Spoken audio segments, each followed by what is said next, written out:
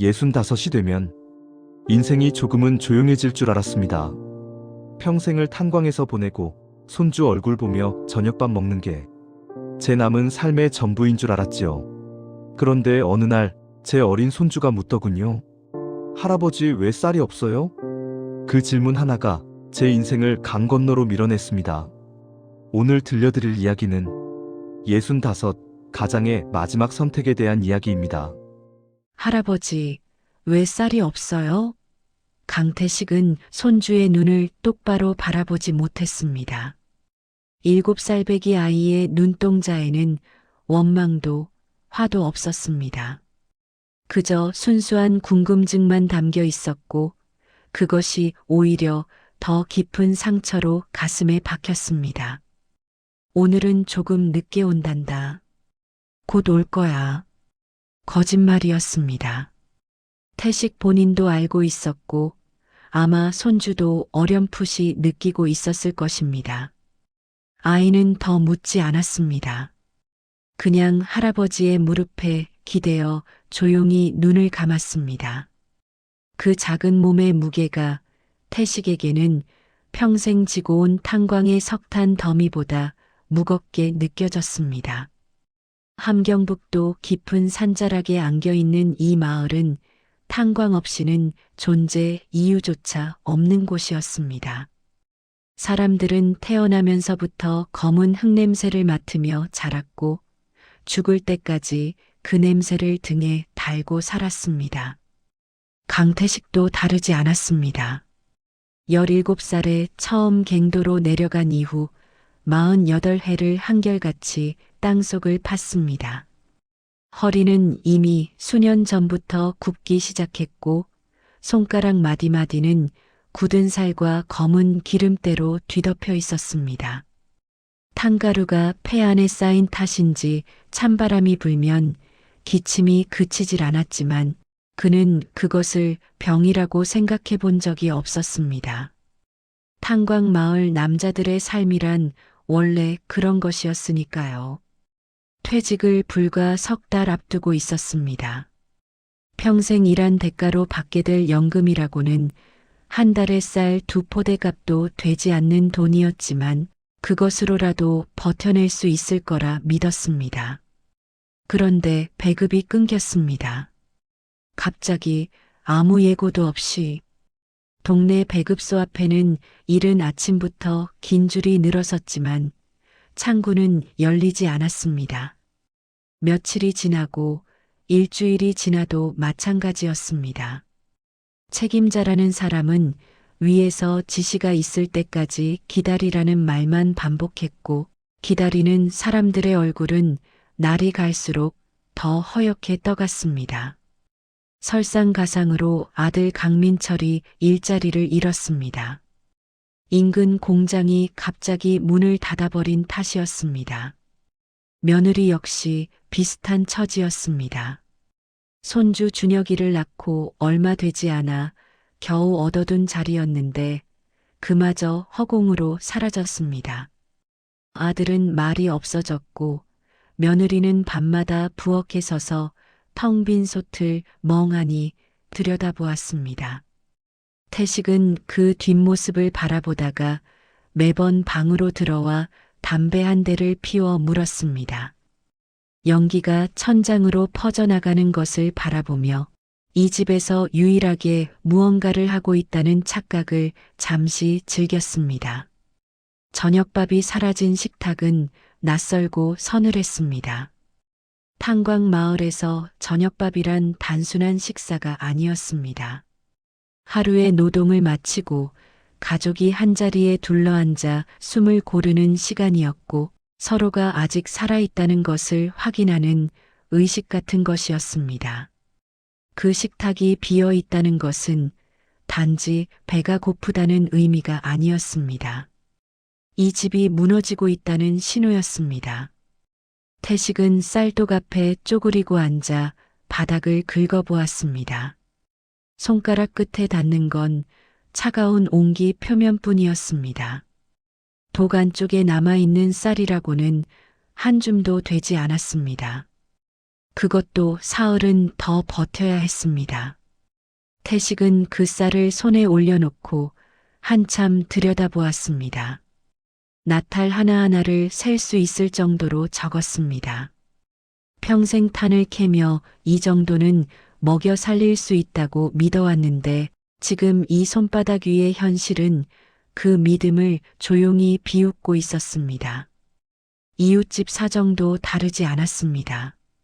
담장 너머로 들려오던 저녁 냄새가 어느 날부터 사라졌고 골목은 일찍부터 어두워졌습니다.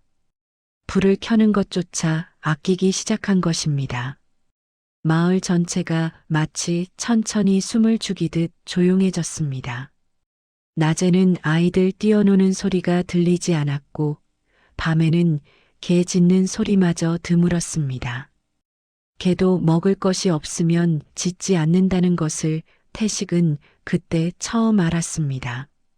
아들은 하루에도 몇 번씩 일자리를 알아보러 나갔지만 매번 빈손으로 돌아왔습니다. 그 뒷모습이 태식이 22살이던 시절과 겹쳐 보였습니다. 처음 갱도에 내려가기 전날 밤 어머니가 해준 마지막 밥상 앞에서 아무 말 없이 숟가락만 들었던 그 자신의 모습과 똑같았습니다. 세상이 바뀌었다고 했지만 이 마을에서 가난이란 아버지에서 아들로, 아들에서 손자로 고스란히 전해지는 유산이었습니다. 그날 밤 태식은 오래도록 잠을 이루지 못했습니다. 천장을 바라보다가 눈을 감고 눈을 감으면 손주의 얼굴이 떠올랐습니다. 그 눈빛이 머릿속에서 지워지지 않았습니다. 원망도 눈물도 없이 그냥 담담하게 쳐다보던 그 눈빛이 아이는 아직 세상이 이래서는 안 된다는 것조차 모르고 있었습니다. 그게 가장 견디기 어려운 부분이었습니다. 탄광은 태식에게 모든 것을 앗아갔습니다. 젊음도 건강도 그리고 꿈이라고 불렀던 것들도. 그럼에도 그는 불평하지 않았습니다. 그것이 자신의 삶이라고 받아들였기 때문입니다. 하지만 지금 이 순간 평생 묵묵히 버텨온 그 체념이 처음으로 흔들리기 시작했습니다. 손주 하나 제대로 먹이지 못하는 할아버지가 이 땅에서 버텨야 할 이유가 무엇인지 자꾸만 되물어지는 밤이었습니다. 태식이 라디오를 꺼낸 것은 모두가 잠든 한밤중이었습니다. 장롱 맨 아래 칸, 오래된 이불 속에 감춰둔 물건이었습니다. 중국산 소형 라디오로 몇 해 전 시장통에서 남몰래 구한 것이었습니다. 그 사실을 아는 사람은 아내 윤분이 한 명뿐이었고 분이는 그 라디오를 볼 때마다 입술을 굳게 다물었습니다. 말은 하지 않았지만 그 눈빛에 담긴 뜻은 분명했습니다. 그것은 불안이었습니다. 태식은 이불을 한 겹씩 걷어냈습니다. 손끝에 차가운 금속이 닿는 순간 심장이 가볍게 한번 뛰었습니다. 라디오는 낡고 작았지만 묵직한 느낌이 있었습니다. 태식은 그것을 가슴께로 끌어안고 부엌으로 걸어갔습니다. 창문 틈으로 들어오는 바람이 서늘했습니다. 그는 이불 한 장을 어깨에 두르고 바닥에 앉아 라디오를 무릎 위에 올렸습니다. 주파수를 맞추는 손이 미세하게 떨렸습니다. 잡음이 밀려오고 그 사이사이로 낯선 말소리들이 끊겼다 이어졌다를 반복했습니다. 중국어 같기도 하고 러시아어 같기도 한 소리들이 뒤섞였습니다. 태식은 다이얼을 아주 천천히 숨을 참으며 돌렸습니다. 그러자 잡음 사이에서 무언가가 들려왔습니다. 분명하고 또렷한 목소리였습니다. 억양이 달랐지만 언어는 같았습니다. 서울의 오늘 기온은 영하 3도를 기록하고 있으며 내일은 맑겠습니다. 태식은 라디오를 즉시 껐습니다. 손이 굳어버린 것처럼 한동안 움직이지 않았습니다. 부엌은 다시 고요해졌고 바깥에서는 바람 소리만 낮게 흘렀습니다. 태식은 주위를 둘러보았습니다. 아무도 없었습니다. 창밖도 고요했습니다. 그럼에도 그는 한동안 등을 벽에 바짝 붙인 채 꼼짝하지 않았습니다. 심장 소리가 귓속에서 울렸습니다. 서울. 그 단어 하나가 부엌 안에 떠돌았습니다. 태식이 그 이름을 처음 들은 것은 아주 어렸을 때였습니다. 아버지가 술에 취해 들판 한가운데 서서 중얼거리던 이름이었습니다. 당시 어린 태식은 그것이 어떤 먼 나라의 도시 이름인 줄 알았습니다. 실제로 그에게 서울은 먼 나라만큼이나 닿을 수 없는 곳이었으니까요. 그 뒤로 50년이 넘는 세월 동안 그 이름은 입에 담지 말아야 할 것들의 목록 안에 조용히 자리를 잡았습니다. 그런데 방금 그 이름이 라디오 너머에서 너무도 태연하게 흘러나왔습니다. 날씨 예보를 전하는 목소리는 다급하지도 은밀하지도 않았습니다. 그냥 일상적이었습니다. 서울에도 겨울이 오고 기온이 내려가고 내일 날씨를 예보하는 사람이 있다는 것. 그것이 태식에게는 이상하리만치 선명하게 와닿았습니다. 괜한 생각이다. 이 나이에 무슨 혼잣말이 입 밖으로 새어나왔습니다. 그는 라디오를 다시 이불 속에 밀어넣고 장롱 아래 감췄습니다. 그리고 방으로 돌아와 이불을 머리끝까지 끌어올렸습니다. 잠을 청해야 했습니다. 내일도 새벽 일찍 일어나야 했고, 배급소 앞에 줄을 서야 했고, 또 한 번의 허탕을 쳐야 했습니다. 라디오 따위에 흔들릴 시간이 없었습니다. 하지만 눈은 감기지 않았습니다. 천장에 시선을 고정한 채 태식은 자꾸만 그 목소리를 떠올렸습니다. 날씨를 알려주는 그 평온한 말투. 마치 아무 일도 없다는 듯이 내일도 해가 뜰 거라고 말하던 그 확신. 이 마을의 어디에도 없는 종류의 목소리였습니다. 이곳 사람들은 내일을 그렇게 당연하게 말하지 않았습니다. 내일이 오늘보다 나을 것이라고 믿는 사람이 이 마을에 얼마나 남아있는지 태식은 알 수 없었습니다. 마음이 흔들리고 있다는 것을 느꼈습니다. 애써 무시하려 했지만 한번 움직이기 시작한 마음은 좀처럼 멈추질 않았습니다. 손주의 얼굴, 텅 빈 쌀독, 아들의 굳은 표정, 그리고 라디오 너머에서 들려온 낯선 도시의 날씨. 그것들이 한꺼번에 머릿속에서 뒤섞였습니다. 태식은 탄광에서 오랫동안 일하며 하나를 배웠습니다. 갱도 안에서는 천장 균열 하나, 흙먼지 냄새 하나도 그냥 지나치면 안 된다는 것이었습니다. 작은 신호를 무시했다가 목숨을 잃은 동료를 2명이나 봤습니다. 그 경험이 그에게 하나의 감각을 만들어줬습니다.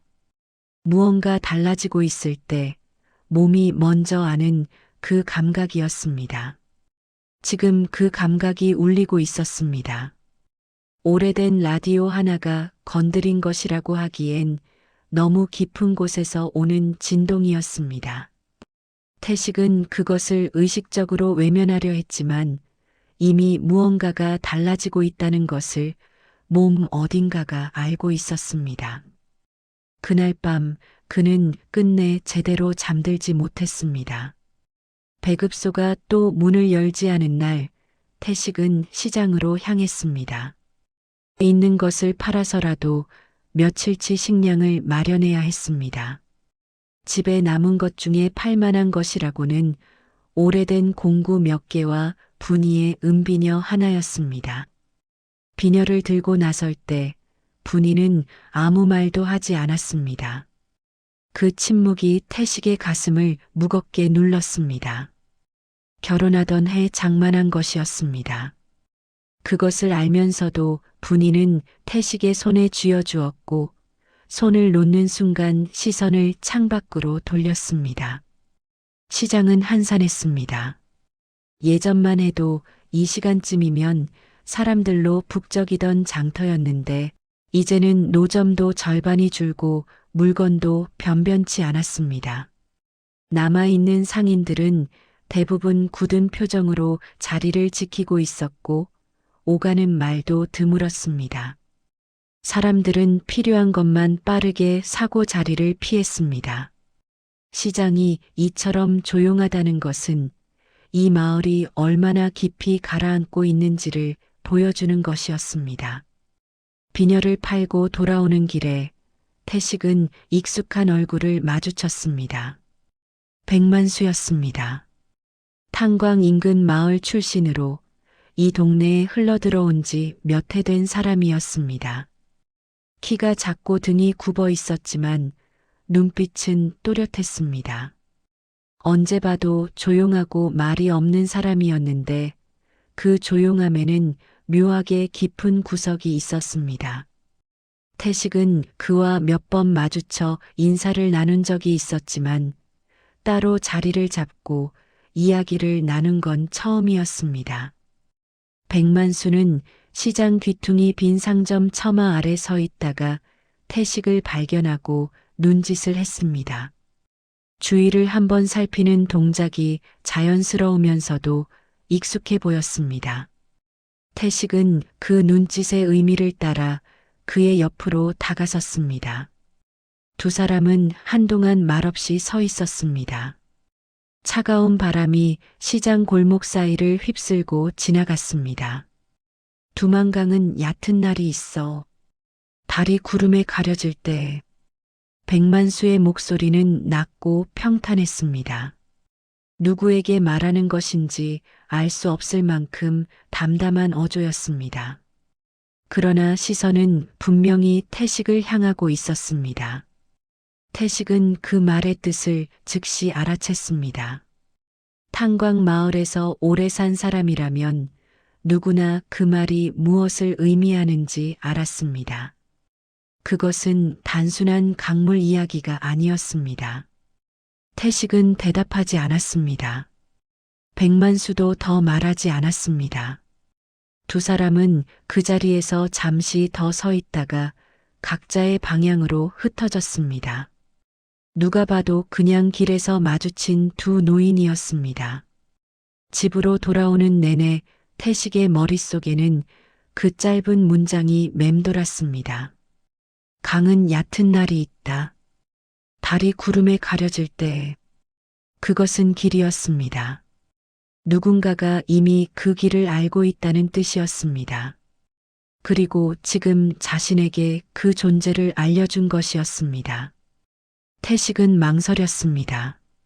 그 망설임은 길었습니다. 하루가 지나고 이틀이 지났습니다. 그는 아침이면 배급소 앞에 줄을 서고 저녁이면 텅 빈 솥 앞에 앉았습니다. 밤이 되면 천장을 바라보며 백만수의 목소리를 다시 떠올렸습니다. 두만강. 그 강을 건너면 무엇이 있는지 태식은 알 수 없었습니다. 확실한 건 아무것도 없었습니다.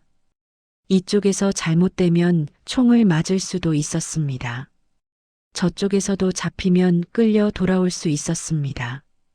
가족 모두가 위험에 처할 수 있었습니다. 그러나 이곳에 남아있는 것이 안전한가? 라고 자문했을 때도 답은 없었습니다. 배급은 끊겼고 아들은 일이 없었고 손주는 밥을 굶었습니다. 안전하다고 믿어온 이 마을이 이미 서서히 무너지고 있었습니다. 남는다고 해서 나아질 것이 없다면 위험을 감수하는 것과 남는 것 사이의 거리는 얼마나 되는 걸까요? 사흘째 밤 태식은 분이에게 말했습니다. 길게 설명하지 않았습니다. 백만수에게 들은 것을 그대로 전하고 나머지는 침묵으로 남겨두었습니다. 분이는 한동안 아무 말도 하지 않았습니다. 손을 무릎 위에 얹고 앉아서 어딘가 먼 곳을 바라보았습니다. 그리고 조용히 고개를 끄덕였습니다. 그 고개 끄덕임 하나가 태식에게는 수백 마디보다 무겁게 들렸습니다. 결심이 섰습니다. 손주 녀석, 굶기진 말아야지. 그 한마디가 그의 안에서 단단하게 자리를 잡았습니다. 두려움이 사라진 것은 아니었습니다. 다만 두려움보다 더 크고 단단한 무언가가 그 옆에 생겨났을 뿐이었습니다. 준비는 조용히 짧게 이루어졌습니다. 말할 수 있는 사람에게도 말하지 않았습니다. 챙길 수 있는 것은 최소한으로만 챙겼습니다. 아들 내외와 손주, 그리고 태식과 분이 5명이었습니다. 그 5명을 이끌고 어둠 속으로 나가야 했습니다. 출발 전날 밤 태식은 마을을 한 바퀴 돌았습니다. 아무에게도 눈에 띄지 않도록 조심하면서 천천히 걸었습니다. 평생 살아온 골목이었습니다. 탄광갱도 입구, 배급소 앞 빈 벤치, 처음 분이를 만났던 우물가. 하나하나가 기억의 한 조각씩이었습니다. 그 기억들을 눈에 담으면서 태식은 자신이 지금 작별 인사를 하고 있다는 것을 알았습니다. 다음 날 새벽 그는 평생 살아온 마을을 뒤로했습니다. 강에 도착한 것은 밤이 가장 깊어지는 시각이었습니다. 하늘은 구름으로 가득 차 있었고 달은 보이지 않았습니다. 백만수가 말했던 바로 그 조건이었습니다. 강 주변에는 갈대가 빽빽하게 자라 있었고 바람이 불 때마다 서걱이는 소리가 났습니다. 그 소리 사이로 물소리가 낮게 흘렀습니다. 태식은 강 앞에 서서 잠시 발을 멈췄습니다. 숨을 고르는 척했지만 사실은 보이지 않는 강 건너편을 가늠해 보고 있었습니다. 폭은 생각보다 넓어 보였습니다. 달이 없으니 어디까지가 강이고 어디서부터 저쪽 땅인지 분간하기 어려웠습니다. 어둠 속에서 강은 살아있는 것처럼 낮게 흘렀고 그 소리가 태식의 귓속을 파고들었습니다. 그는 신발을 벗었습니다.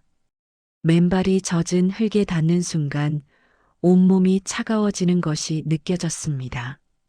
분이가 먼저 물에 발을 담갔습니다.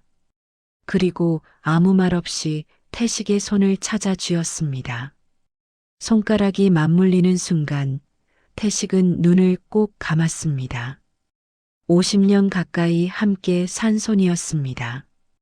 탄광 일을 하는 남편을 기다리며 굳어진 손, 자식들 밥을 짓고 손주를 돌보며 거칠어진 손.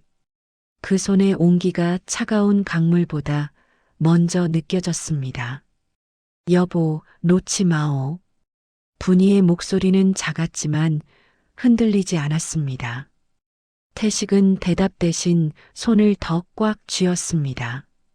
첫 발을 내디디자 강물이 발목을 감쌌습니다. 예상보다 훨씬 차가웠습니다. 한겨울을 갓 지난 강물은 뼈를 파고드는 수준의 냉기였습니다. 태식은 이를 악물었습니다. 아들 민철이 손주 준혁을 등에 업고 따라왔고 며느리는 그 옆을 바짝 붙어 걸었습니다. 5사람이 일렬로 소리 하나 내지 않고 물속으로 들어갔습니다. 강의 중간쯤에서 수위가 갑자기 깊어졌습니다. 허리까지 차오르는 물에 태식의 몸이 휘청했습니다. 바닥이 미끄러웠고 발 아래의 돌이 자꾸만 흘러내렸습니다. 분이의 손에 힘이 들어왔습니다. 태식은 발을 모래바닥에 더 깊이 박으며 버텼습니다. 등 뒤에서 민철의 거친 숨소리가 들려왔습니다. 준혁은 아무 소리도 내지 않고 아버지 등에 매달려 있었습니다. 그 고요함이 오히려 더 무거웠습니다. 태식은 그 순간 처음으로 두려움을 온몸으로 느꼈습니다. 탄광에서도 두려움이 없지 않았습니다. 갱도가 무너질 것 같은 느낌, 석탄 가스가 새어 들어오는 냄새. 하지만 그건 혼자의 두려움이었습니다. 지금은 달랐습니다. 손에는 아내가 있었고 등 뒤에는 아들과 손주가 있었습니다. 이 강 한가운데서 자신이 흔들리면 모두가 흔들렸습니다. 발은 멈추지 않았습니다. 흔들리면서도 한 발씩 앞으로 나갔습니다. 강물은 허리를 넘어 가슴께까지 찼다가 다시 조금씩 낮아졌습니다. 숨을 참는 시간이 길어졌고 손은 더욱 세게 맞잡혔습니다. 강 한복판에서는 물살이 생각보다 강했습니다. 옆으로 쏠리는 힘을 버티며 계속 앞을 향해 걸었습니다. 어둠 속에서 건너편이 보이지 않았습니다. 어디까지 가야 저쪽인지 알 수 없었습니다. 그냥 걸었습니다. 강물 소리에 귀를 막고 차가움의 감각을 잠그고 그저 발만 움직였습니다. 저편의 흙이 발 아래 닿은 것은 얼마가 지났는지 모를 때였습니다. 강물이 발목 아래로 내려갔고 흙이 단단하게 느껴졌습니다. 태식은 그제야 숨을 내쉬었습니다. 오래 참아온 숨이 한꺼번에 쏟아졌습니다. 뒤를 돌아보니 5명 모두 살아서 건너왔습니다. 준혁이는 민철의 등에서 내려와 젖은 손을 힘없이 툭툭 털었습니다. 아무도 말하지 않았습니다. 강을 건넌 것이 실감나지 않는 것인지 아니면 말로 할 수 없는 것인지 다들 그냥 서 있었습니다. 태식은 강 너머 어둠 속으로 시선을 돌렸습니다. 이제 저쪽이 고향이었습니다. 다시는 볼 수 없을지도 모르는 곳이었습니다. 그는 오래 바라보지 않았습니다.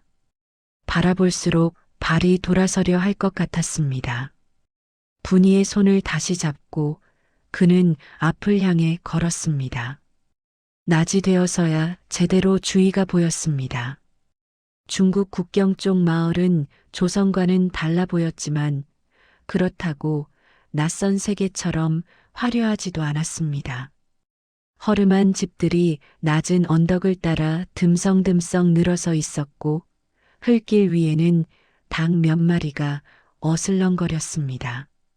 간판 글씨는 한자였고 이따금 들려오는 말소리는 낯설었습니다.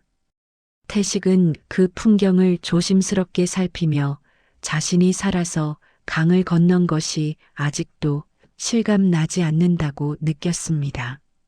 안내인이 데려간 곳은 마을 끄트머리의 허름한 단층 건물이었습니다. 창문은 검은 천으로 가려져 있었고 문에는 자물쇠가 2개나 달려 있었습니다. 안으로 들어서자 퀴퀴한 냄새가 코를 찔렀습니다. 공간은 넓지 않았습니다. 한쪽 벽에는 낡은 이불이 쌓여 있었고 좁은 방 한 칸에 5 식구가 들어앉았습니다. 태식은 주위를 둘러보며 아무 말도 하지 않았습니다.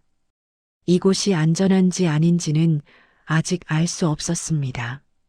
다만 강 한가운데보다는 낫다는 것 정도만 알 수 있었습니다. 조선족 중개인 리철민이 나타난 것은 그날 저녁이었습니다. 나이는 태식보다 한참 아래였고 말수가 없는 편이었습니다. 하지만 눈치가 빠르고 주위를 살피는 동작이 몸에 배어 있었습니다. 그가 하는 일이 어떤 것인지는 굳이 물어보지 않아도 알 수 있었습니다. 이 국경지대에서 이런 장소를 운영하고 이런 사람들을 상대하는 일하면 오래 이 일을 해온 사람이었습니다. 남쪽까지는 아직 멀었소. 리철민의 말은 짧고 건조했습니다. 태식은 그 말의 의미를 천천히 씹었습니다. 강을 건넜습니다. 그것만으로도 거의 모든 걸 한 것 같은 기분이었는데 그것은 시작에 불과하다는 뜻이었습니다. 리철민이 설명한 내용은 복잡했습니다. 중국에서는 체류 자체가 불법이었습니다. 발각되면 즉시 북으로 강제 송환되었고 그렇게 되면 형사처벌을 받았습니다. 이곳에서 버티면서 기회를 봐야 했습니다.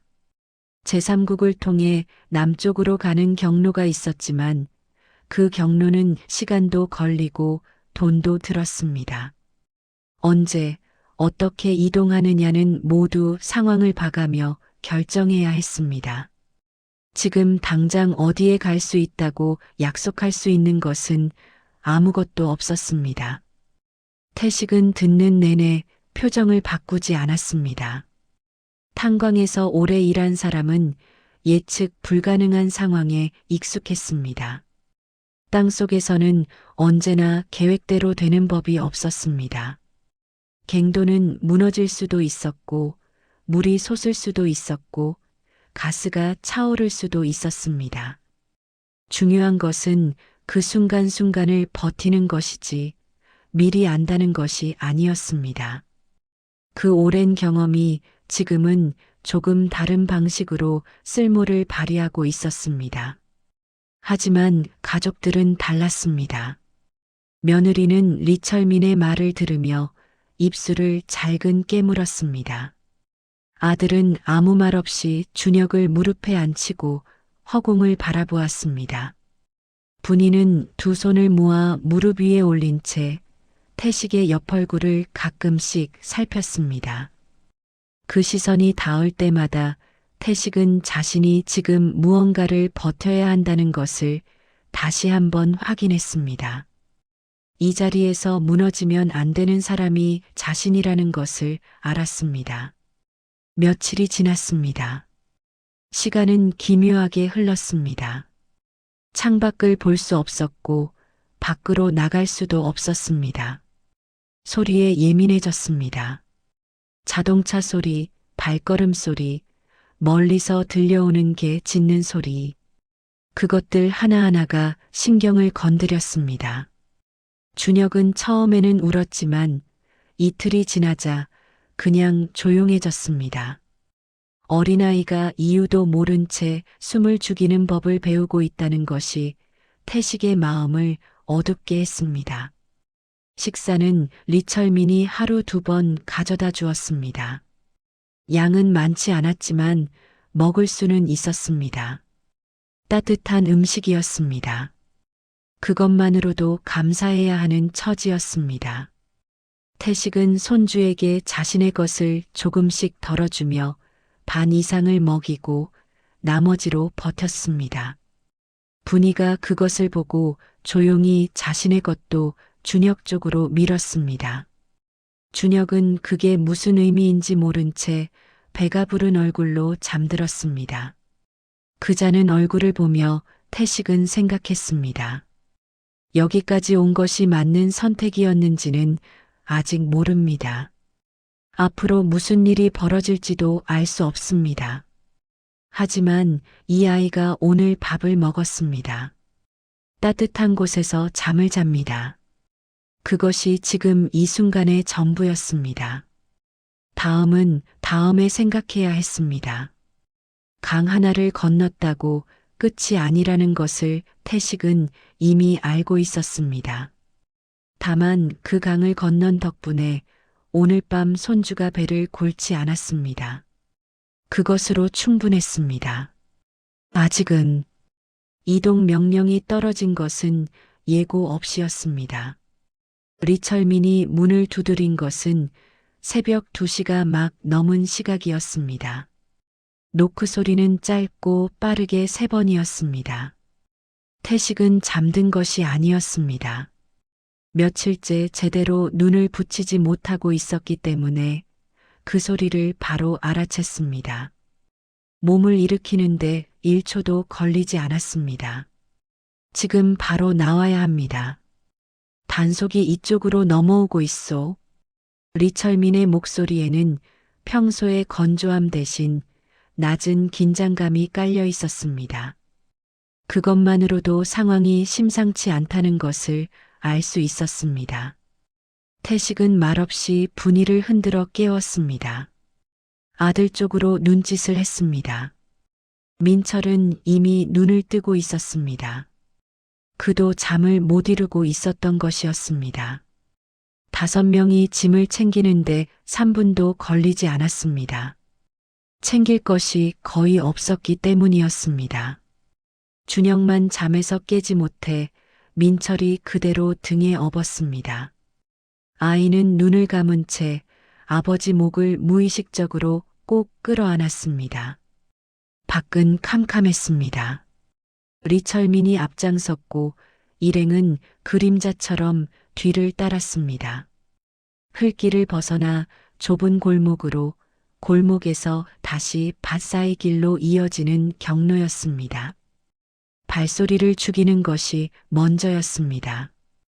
태식은 자신의 숨소리가 너무 크게 들리는 것 같아 의식적으로 천천히 내쉬었습니다. 옆에서 분이가 그의 옷소매를 살짝 붙잡았습니다. 잡아당기는 것이 아니라 그냥 닿아 있는 것이었습니다. 나 여기 있다는 신호였습니다. 이동하는 중간에 리철민이 손을 들어 멈춤 신호를 보냈습니다. 일행이 일제히 발을 멈췄습니다. 멀리서 자동차 불빛이 흘길 위를 훑고 지나갔습니다. 순찰차였습니다. 태식은 본능적으로 몸을 낮췄습니다. 옆으로 나무 기둥 하나가 있었는데 그 뒤에 분이를 밀어 세웠습니다. 불빛이 쓸고 지나가는 몇 초가 몇 분처럼 늘어졌습니다. 불빛이 사라졌습니다. 리철민이 다시 앞으로 걸었습니다. 그런데 얼마 지나지 않아 경로가 갑자기 바뀌었습니다. 리철민이 작은 목소리로 말했습니다. 원래 가려던 장소가 막혔다는 것이었습니다. 다른 곳으로 돌아가야 했습니다. 그 말을 들은 순간 일행 사이에 미묘한 동요가 일었습니다. 태식은 민철의 눈빛을 확인했습니다. 불안이 역력했습니다. 며느리는 입술을 꽉 다물고 있었습니다. 새로운 경로는 훨씬 길고 복잡했습니다. 논길을 돌고 낮은 언덕을 넘고 다시 흘길로 내려왔습니다. 리철민의 발걸음이 빨라졌습니다. 일행은 그 속도에 맞추느라 숨이 찼지만 누구도 속도를 늦춰달라고 하지 않았습니다. 그리고 그 순간이 왔습니다. 언덕을 내려오는 길에서 분기점이 생겼습니다. 리철민이 오른쪽으로 방향을 꺾으면서 빠르게 손짓했습니다. 태식과 분이는 그 손짓을 따라 오른쪽으로 꺾었습니다. 그런데 민철 쪽에서 발소리가 들리지 않았습니다. 태식이 뒤를 돌아보았을 때 민철과 며느리, 준혁은 왼쪽 길로 접어들고 있었습니다. 어둠 속에서 손짓을 잘못 본 것이었습니다. 리철민이 낮은 소리로 이름을 불렀지만 이미 거리가 벌어져 있었습니다. 그쪽에서는 아무 소리도 들리지 않았습니다. 방향이 엇갈린 채로 두 그룹이 갈라졌습니다. 태식은 그 자리에 섰습니다. 리철민이 빠르게 상황을 판단하며 말했습니다. 지금 되돌아가면 셋 다 위험해진다. 각자 정해진 장소로 가서 합류해야 한다. 합류 지점은 1시간 뒤 리철민이 알려줄 장소였습니다. 논리적으로는 맞는 말이었습니다.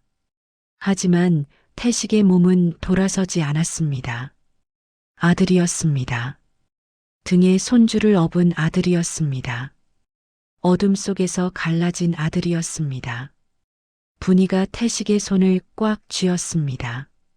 놓아야 한다는 것을 알면서도 손에서 힘이 빠지지 않았습니다.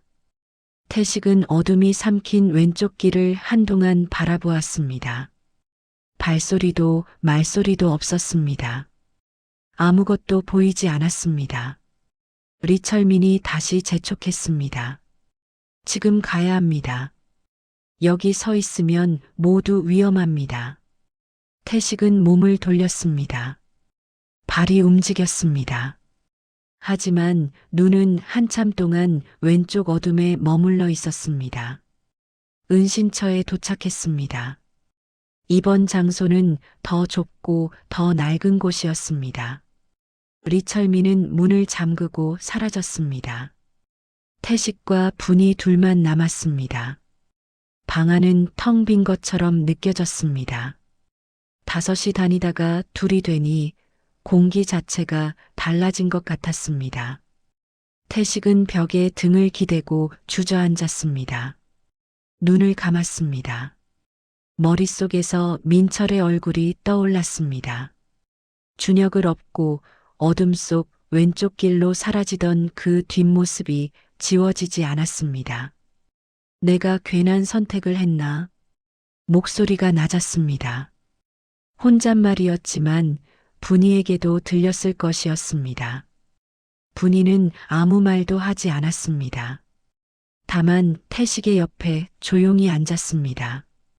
어깨가 닿았습니다. 그 온기 속에서 분이의 말이 떠올랐습니다. 며칠 전 이 모든 것을 시작하기 전날 밤 분이가 했던 말이었습니다. 당신 믿고 따라왔소. 그 짧은 문장이 지금 이 순간 벽 사이를 채웠습니다. 태식은 눈을 감은 채로 한 번 더 그 말을 되새겼습니다. 믿고 따라왔다는 말은 지금도 믿고 있다는 말이었습니다. 그 무게를 내려놓을 수 없었고 내려놓아서도 안 됐습니다. 2시간이 지난 뒤 리철민이 돌아왔습니다. 문이 열리는 소리에 태식이 번쩍 눈을 뜨는 순간 뒤로 민철이 들어왔습니다. 며느리와 준혁도 함께였습니다. 준혁은 잠이 든 채 민철의 가슴에 기대어 있었습니다. 모두 옷이 흙으로 얼룩져 있었습니다. 어딘가 숨어 있다가 온 것이 분명했습니다. 태식은 자리에서 일어나지 않았습니다. 일어날 필요가 없었습니다. 눈을 마주치는 것으로 충분했습니다. 민철이 아버지를 보며 짧게 고개를 끄덕였습니다. 괜찮다는 신호였습니다. 태식도 말없이 고개를 끄덕였습니다. 다시 5이 됐습니다. 방이 아까보다 조금 더 따뜻하게 느껴졌습니다. 그날은 아무 이유 없이 불안한 날이었습니다. 아침부터 리철민의 얼굴이 굳어 있었습니다. 식사를 가져오는 시간도 평소보다 늦었고 들어왔다가 나갈 때 문을 잠그는 동작이 유난히 조심스러웠습니다. 태식은 그 변화를 놓치지 않았습니다. 탄광에서 40년 넘게 몸으로 익힌 감각이었습니다. 무언가가 달라졌을 때 제일 먼저 아는 것은 눈이 아니라 피부였습니다. 오후가 되자 리철민이 말했습니다. 이 구역에 단속반이 들어왔다는 정보가 있다고 했습니다. 오늘 밤은 어떤 소리도 내면 안 되고 불도 켜선 안 되며 창 쪽으로는 절대 가까이 가지 말아야 한다고 했습니다. 그리고 문을 닫고 나갔습니다. 5명이 어둠 속에 남았습니다. 준혁이 보채기 시작한 것은 저녁이 넘어서였습니다. 배가 고프다고 했습니다. 며느리가 아이를 안고 귓속말로 달랬습니다. 태식은 주머니에 남아있던 딱딱한 빵 한 조각을 꺼내 손주에게 내밀었습니다. 리철민이 이틀 전에 준 것이었습니다. 그때 먹지 않고 감춰둔 것이었습니다. 아이가 손으로 받아들고 소리 없이 씹었습니다. 그 씹는 소리마저 크게 들렸습니다. 밤이 깊어졌습니다. 바깥에서 처음 소리가 들린 것은 자정쯤이었습니다. 차 소리였습니다. 엔진음이 낮고 천천히 접근해 오는 소리였습니다. 태식은 손을 들어 모두에게 신호했습니다. 아무도 움직이지 않았습니다. 5명이 동시에 숨을 참았습니다. 차 소리가 멈췄습니다. 가까웠습니다. 건물 바로 앞이거나 옆인 것 같았습니다. 그리고 발자국 소리가 시작됐습니다. 천천히 규칙적으로 멈췄다가 다시 이어지는 소리였습니다. 누군가가 주변을 살피며 걷고 있었습니다. 방 안에서는 아무도 숨을 쉬지 않는 것처럼 느껴졌습니다. 분이의 손이 태식의 팔뚝을 붙잡았습니다. 손가락 끝이 떨렸습니다. 태식은 그 손을 자신의 손으로 덮었습니다. 떨리는 것을 멈춰줄 수 없었지만 느껴지게는 할 수 있었습니다. 발자국 소리가 건물 쪽으로 가까워졌습니다. 흙 위를 밟는 소리가 벽 너머에서 들렸습니다. 태식은 눈을 감았습니다. 갱도 안에서 가스 냄새를 맡았을 때와 비슷한 감각이었습니다. 그때는 숨을 최대한 얕게 쉬는 것이 살아남는 방법이었습니다. 지금도 마찬가지였습니다. 발자국이 벽 바로 옆을 지나갔습니다. 이어서 누군가가 문 손잡이를 만지는 소리가 들렸습니다. 금속이 가볍게 덜컹하는 소리였습니다. 딱 한 번이었습니다. 태식은 그 소리에 온몸이 굳는 것을 느꼈습니다. 문이 잠겨 있다는 것을 알았지만 그것이 충분한 이유가 되는지는 아무도 알 수 없었습니다. 그 순간 태식은 속으로 기도했습니다. 살아오는 동안 신에게 무언가를 빈 적이 없었습니다.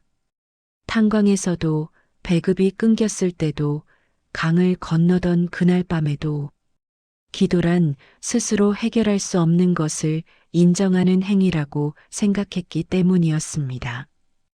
태식은 평생 스스로 해결하는 쪽을 택했습니다. 하지만 지금 이 순간 손에 쥔 것이 아무것도 없었습니다.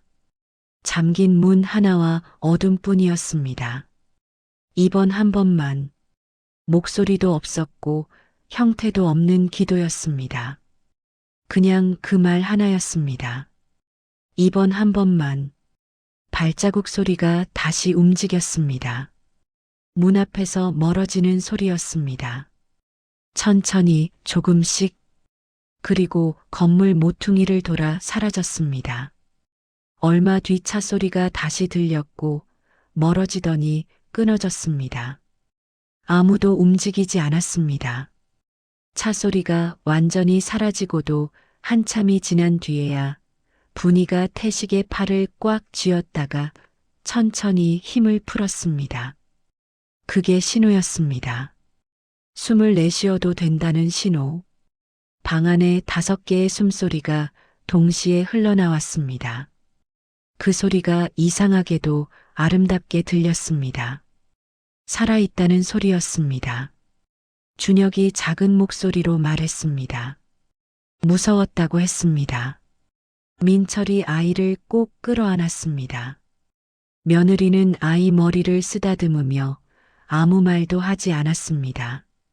눈물이 흘렀는지는 어둠 속이라 보이지 않았습니다. 태식은 벽에 등을 기댄 채 천장을 바라보았습니다. 어둠뿐이었습니다. 아무것도 보이지 않는 천장이었습니다. 그는 오래도록 그 어둠을 바라보았습니다. 갱도 안에서 불이 꺼졌을 때의 감각과 비슷했습니다. 완전한 어둠 속에서 사람은 처음에는 공황을 느끼지만 버티다 보면 어둠 자체에 익숙해집니다. 눈이 아닌 다른 감각들이 살아납니다. 소리가 더 선명하게 들리고 피부가 더 예민해지고 마음이 더 고요해집니다. 그 고요함이 공포를 덮을 때 사람은 다음 발을 내디딜 수 있게 됩니다. 이번 한 번을 넘겼습니다. 다음 한 번이 또 올 것이었습니다. 태식은 그것을 알았습니다. 하지만 이번 한 번을 넘겼다는 것이 지금 이 순간 전부였습니다. 날이 밝았습니다. 리철민이 문을 두드렸습니다. 평소와 같은 3번의 소리였습니다. 문이 열리며 빛이 들어왔습니다. 5명의 얼굴이 하나씩 빛 속에 드러났습니다. 모두 피곤하고 창백하고 그러나 살아 있었습니다. 리철민이 말했습니다. 이동 날짜가 잡혔다고 했습니다. 태식은 처음으로 작게 눈을 감았다가 떴습니다. 그것이 그가 표현할 수 있는 가장 큰 안도였습니다. 이동은 3번에 나누어 이루어졌습니다. 첫 번째는 트럭 짐칸이었습니다. 농산물 포대 사이에 몸을 끼워 넣고 몇 시간을 버텼습니다. 숨이 막혔고 냄새가 역했으며 포대 모서리가 옆구리를 파고들었습니다. 그러나 누구도 소리를 내지 않았습니다. 트럭이 검문소에서 멈출 때마다 태식은 숨을 완전히 멈췄습니다. 검문소 군인의 목소리가 짐칸 바깥에서 들렸습니다. 중국어였습니다. 무슨 말인지 알아들을 수 없었지만 말투의 온도는 느낄 수 있었습니다. 의심하는 것인지 그냥 형식적으로 묻는 것인지 3번째 검문소를 지나고 나서야 태식은 비로소 폐에 공기를 가득 채울 수 있었습니다. 2번째는 버스였습니다. 리철민이 마련해준 신분증은 사진이 흐릿하고 글씨가 낡아 있었습니다. 조선족 행세를 해야 했습니다. 버스 안에서는 말을 하지 않는 것이 최선이었습니다. 창밖 풍경이 바뀌었습니다. 도시가 커졌고 건물이 높아졌으며 사람들의 옷이 달라졌습니다. 태식은 그 풍경을 말없이 바라봤습니다.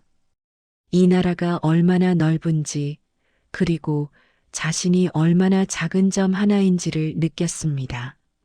3번째는 기차였고 그 끝에 공항이 있었습니다. 공항은 태식이 살면서 한 번도 상상해 본 적 없는 공간이었습니다. 높은 천장에서 빛이 쏟아졌고 유리 너머로 비행기들이 줄지어 서 있었습니다. 사람들은 커다란 가방을 끌며 어딘가로 바삐 걸어갔습니다. 안내방송이 알 수 없는 언어로 흘러나왔습니다. 그 모든 것이 다른 세계였습니다. 태식은 입구에서 발을 멈추고 잠시 그 공간을 바라봤습니다. 현기증이 올 것 같았지만 그는 발을 뗐습니다. 안내를 맡은 사람은 리철민이 연결해준 새로운 인물이었습니다. 이름은 묻지 않았습니다. 그냥 따라가는 것이 규칙이었습니다. 그 사람이 카운터 앞으로 안내했습니다. 태식의 손에는 임시 서류가 쥐어져 있었습니다. 여권이 아니었습니다. 탈북자 신분으로 제3국을 통해 이동하는 사람들에게 주어지는 그 종이였습니다. 구겨지지 않게 다루려고 했는데 손이 자꾸 떨려서 종이 끝이 흔들렸습니다. 카운터 직원이 서류를 받아들었습니다. 무표정한 얼굴이었습니다. 무언가를 확인하는 눈길이 서류 위를 훑쳤습니다. 태식은 그 몇 초를 버텼습니다. 눈을 어디에 두어야 할지 몰라서 카운터 위 어딘가를 바라봤습니다. 분이가 옆에서 숨을 죽이고 있다는 것이 느껴졌습니다. 직원이 서류를 돌려주며 말했습니다. 이제 비행기를 타시면 됩니다. 그 말을 들은 순간 태식의 손에 힘이 빠졌습니다. 서류를 떨어뜨릴 뻔했습니다. 재빠르게 다시 쥐었습니다. 안내인이 탑승구 방향으로 걸음을 옮겼습니다. 태식은 잠시 그 자리에 서 있었습니다. 평생 처음 타보는 비행기였습니다. 탄광마을에서 태어나 탄광마을에서 늙어온 사람이었습니다. 기차를 처음 탄 것도 50이 넘어서였습니다. 비행기란 하늘에서 가끔 보이는 성 같은 것이었습니다. 구름 위로 흰 줄을 남기며 지나가는 그것이 탈 수 있는 것이라는 생각을 해본 적이 없었습니다. 그런데 지금 자신이 그것을 타려 하고 있었습니다. 탑승구로 걸어가는 복도에서 태식은 유리 너머로 비행기를 바라봤습니다. 가까이서 보니 몸체가 컸습니다. 저 안에 사람이 들어간다는 것이 여전히 비현실적이었습니다. 분이가 나란히 걷다가 조용히 말했습니다. 무섭냐고 물었습니다. 태식은 잠깐 생각하다가 고개를 저었습니다. 무서운 것과 떨리는 것은 다른 것이었습니다. 비행기 안으로 들어섰습니다. 좁은 복도 양쪽으로 의자들이 줄지어 있었습니다. 태식은 자신의 좌석 번호를 확인하고 창가 쪽에 앉았습니다. 의자는 생각보다 부드러웠습니다. 안전벨트를 매는 방법을 몰라서 옆에 앉은 민철이 채워줬습니다. 그 동작이 어쩐지 오래전 어린 민철의 손을 잡아주던 기억과 겹쳤습니다. 역할이 뒤집혀 있었습니다. 엔진 소리가 커지기 시작했습니다. 비행기가 천천히 움직였습니다. 속도가 붙으면서 창밖 풍경이 빠르게 흘렀습니다. 그리고 어느 순간 땅이 사라졌습니다. 태식은 창에 이마를 바짝 댔습니다. 아래로 공항이 작아졌습니다. 도시가 보였습니다. 강이 보였습니다. 땅이 점점 멀어졌습니다. 구름 속으로 들어갔다가 나오자 하늘이 펼쳐졌습니다. 끝없이 파란 하늘이었습니다. 태식은 그 광경을 바라보며 아무 말도 하지 못했습니다. 수개월 동안 지하처럼 웅크리고 살았습니다. 낮은 천장, 좁은 방, 검은 천으로 막힌 창문. 하늘을 제대로 올려다본 적이 없었습니다. 그런데 지금은 하늘 안에 있었습니다. 태식은 그 감각을 무어라 표현할 말을 찾지 못했습니다. 그냥 눈이 뜨거워졌습니다. 손으로 창틀을 잡은 채 그는 한동안 아무것도 하지 않았습니다. 비행기가 하강하기 시작한 것은 창밖이 어두워진 뒤였습니다. 구름 아래로 내려오자 처음에는 아무것도 보이지 않았습니다. 그러다 어둠 속에서 빛이 하나둘 나타났습니다. 처음에는 작은 점들이었습니다. 그것이 점점 많아졌습니다. 선이 되고 면이 되고 그물처럼 펼쳐졌습니다. 도시가 불을 밝히고 있었습니다. 끝이 보이지 않을 만큼 넓었습니다. 태식의 탄광 마을에서는 밤이 되면 대부분의 집이 어두웠습니다. 전기가 들어오는 시간이 정해져 있었고 그마저도 자주 끊겼습니다. 그래서 밤하늘은 늘 별이 가득했습니다. 그런데 지금 창밖에는 별 대신 도시의 불빛이 가득했습니다. 어둠 자체가 없는 것 같았습니다. 분이가 태식의 팔을 건드렸습니다. 저기가 서울이요? 목소리가 작았습니다. 물음이었지만 확인이기도 했습니다. 태식은 대답 대신 천천히 고개를 끄덕였습니다. 분이는 창밖으로 눈을 돌렸습니다. 오랫동안 그 불빛들을 바라봤습니다. 태식도 함께 바라봤습니다. 두 사람 다 말이 없었습니다. 말이 필요 없었습니다. 착륙이 이루어졌습니다. 바퀴가 땅에 닿는 순간 충격이 왔고 비행기가 속도를 줄이며 활주로를 달렸습니다.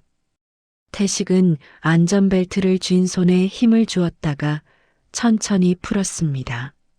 창밖으로 공항 불빛들이 스쳐 지나갔습니다. 비행기가 완전히 멈추었습니다.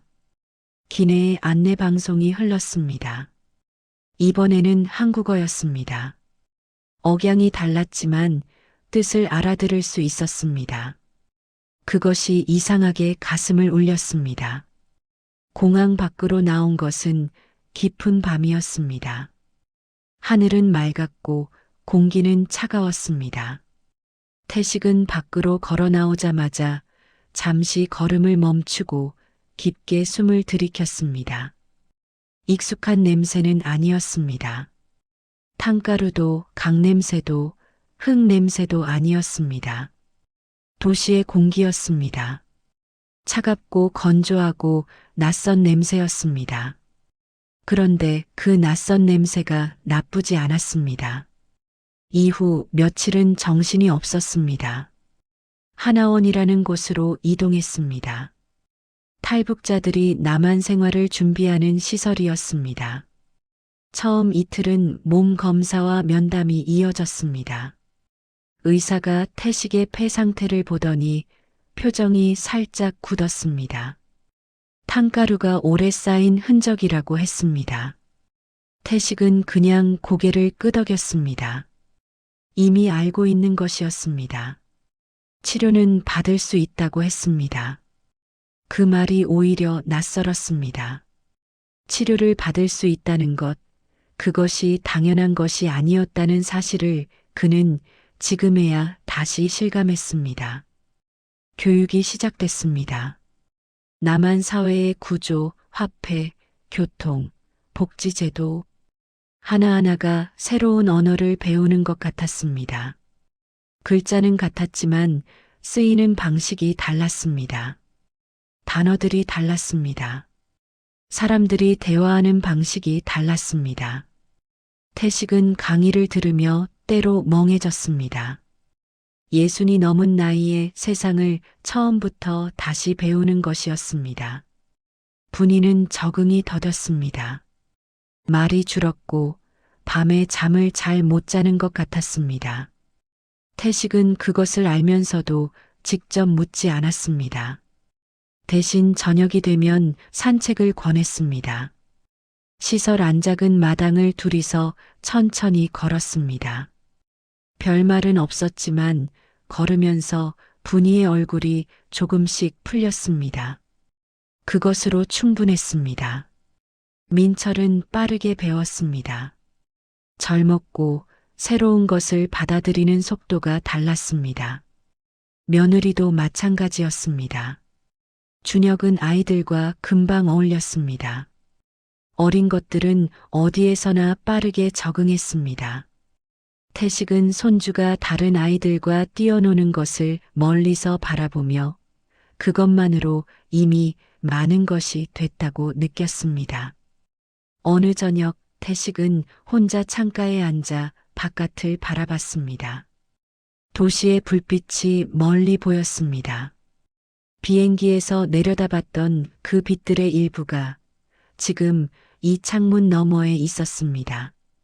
그는 한동안 그 빛을 바라보다가 눈을 감았습니다. 함경북도의 탄광마을, 낡은 갱도, 빈 쌀독, 두만강의 차가운 물, 구름에 가려진 달, 어둠 속의 발자국 소리. 그 모든 것이 지금 이 창문 바깥에 있는 불빛들과 연결되어 있었습니다. 그 길이 없었다면 이 빛도 없었습니다. 그는 과거의 광부가 아니었습니다. 지금 이 순간 그는 처음으로 자신을 다르게 불렀습니다. 새 삶을 시작하는 사람. 그 이름이 어색했지만 거짓은 아니었습니다. 경기도의 작은 임대 아파트는 12평이었습니다. 탄광마을 집보다 작았지만 태식은 그것을 불편하다고 생각한 적이 없었습니다. 오히려 이 12평이 자신의 것이라는 사실이 아직도 가끔 실감나지 않았습니다. 아무도 가져가지 않는 집, 배급과 상관없는 집, 허가 없이 드나들 수 있는 집, 그런 공간이 이 세상에 존재한다는 것을 60이 넘어서야 몸으로 알았습니다. 태식은 아파트 단지 경비원으로 일했습니다. 새벽 6시에 출근해서 오후 2시에 퇴근하는 일이었습니다. 처음에는 낯선 것들이 많았습니다. 주민들이 인사하는 방식도 달랐고 경비실 안의 기계들도 익숙하지 않았습니다. CCTV 화면을 보는 법, 방문객을 확인하는 방법, 택배를 보관하는 절차, 하나하나를 다시 배웠습니다. 실수도 있었습니다. 어떤 날은 주민에게 아직 말투가 어색하다는 소리를 들었습니다. 태식은 웃으며 넘겼습니다. 탄광에서 40년을 버텼는데 이 정도는 아무것도 아니었습니다. 몸은 여전히 자주 아팠습니다. 폐 치료를 꾸준히 받고 있었지만 완전히 나아지는 것은 아니었습니다. 겨울이 되면 기침이 심해졌고 허리는 찬바람에 꼭 반응했습니다.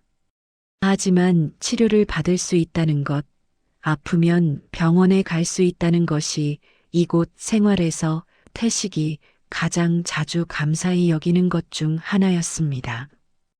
분위는 천천히 피었습니다. 처음 몇 달은 말이 없고 집 밖을 잘 나가지 않았습니다. 시장을 가도 물건 하나 사는데 한참을 망설였고 사람들 사이에서 목소리를 낮추는 버릇을 쉽게 고치지 못했습니다. 그러다 어느 날 아파트 단지 안작은 텃밭 구획에서 상추를 기르기 시작했습니다. 흙을 만지는 손이 오래전 기억을 다시 불러낸 것 같았습니다. 상추가 자라면서 분이의 표정도 조금씩 달라졌습니다. 저녁마다 텃밭을 들여다보고 새잎이 돋았을 때 작게 기뻐하는 분이를 보며 태식은 그 변화가 반가웠습니다. 민철은 건설 현장 일을 시작했습니다.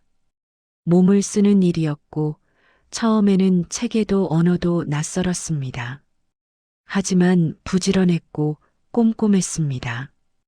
현장 반장이 민철을 눈여겨봤습니다. 몇 달 뒤에는 조장 역할을 맡았습니다.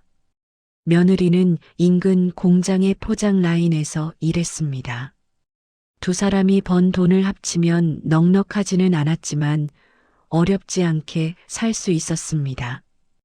그것이 이곳에서의 기적이었습니다. 일하면 먹고 살 수 있다는 것. 너무도 당연한 그 사실이 이 가족에게는 당연하지 않은 것이었습니다. 준혁은 학교에 다녔습니다. 태식이 가장 좋아하는 시간은 손주를 학교에 데려다 주는 아침이었습니다. 교문 앞까지 걸어가는 짧은 길이었습니다. 준혁은 걸으면서 전날 있었던 일들을 떠들었습니다. 선생님이 뭐라고 했는지, 친구와 무슨 이야기를 했는지, 점심에 뭐가 나왔는지. 태식은 그 이야기들을 들으며 고개를 끄덕였습니다. 내용이 다 이해되는 것은 아니었지만 그 목소리가 들린다는 것만으로도 좋았습니다. 어느 가을 저녁이었습니다. 분위가 부엌에서 저녁을 짓고 있었습니다. 냄새가 방 안으로 퍼졌습니다. 된장찌개였습니다. 뚜껑 사이로 연기가 올라오는 것이 창문 너머로 보였습니다. 태식은 소파에 앉아 그 냄새를 맡으며 눈을 감았습니다. 이 냄새가 그리웠다는 것을 모르고 살았습니다. 탄광 마을에서도 밥 짓는 연기는 있었습니다. 하지만 배급이 끊기고 나서 그 냄새가 사라진 날들이 얼마나 길었는지 지금에야 다시 떠올랐습니다. 준혁이 뛰어오더니 옆에 철퍽 앉았습니다. 그리고 태식의 팔에 기댔습니다. 할아버지, 두만강은 많이 넓어요? 느닷없는 질문이었습니다. 학교에서 뭔가를 배워온 것 같았습니다. 지도를 봤거나 누군가의 이야기를 들었거나. 태식은 눈을 뜨고 손주를 바라봤습니다. 그 눈동자가 그날 밤의 질문과 겹쳤습니다. 할아버지, 왜 쌀이 없어요? 그 눈빛과 같은 눈이었습니다. 그런데 지금 그 눈 안에는 다른 것이 있었습니다. 배고픔도 불안도 아니었습니다. 그냥 궁금함이었습니다. 세상이 궁금한 아이의 눈이었습니다. 태식은 잠시 생각했습니다. 건널 땐 넓었지. 지금 생각하면 마음이 더 넓었단다. 준혁은 고개를 갸웃했습니다. 무슨 뜻인지 잘 모르는 얼굴이었습니다.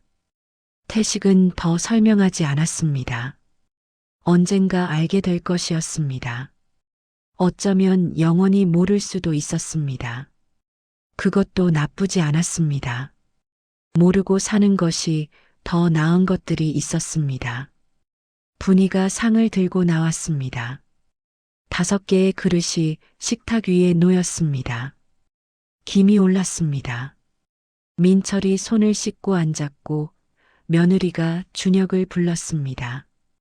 아이가 뛰어가서 자리에 앉았습니다. 태식은 천천히 일어나 식탁으로 걸어갔습니다.